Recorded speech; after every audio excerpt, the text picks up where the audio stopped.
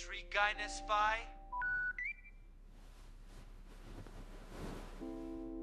আপনি কি স্বপ্নে নবী মুহাম্মদ সাল্লাল্লাহু আলাইহি ওয়াসাল্লামকে দেখেছেন? 2 বার। সত্যি?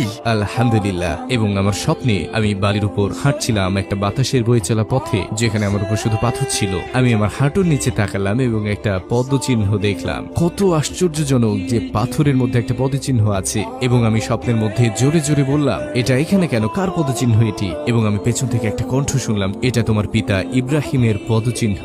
আমি বললাম, আমার বাবার নাম ইব্রাহিম নয়। তিনি বললেন, নবী ইব্রাহিম।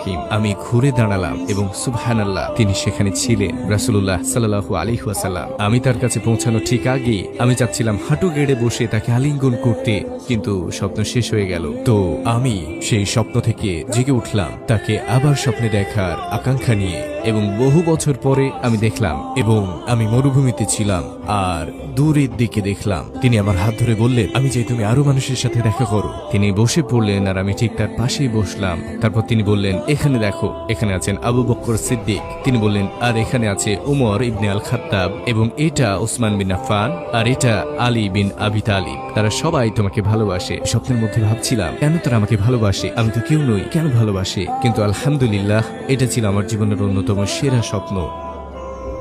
আমি আপনাকে ভালোবাসি হে রাসূলুল্লাহ, আমি আপনাকে ভালোবাসি।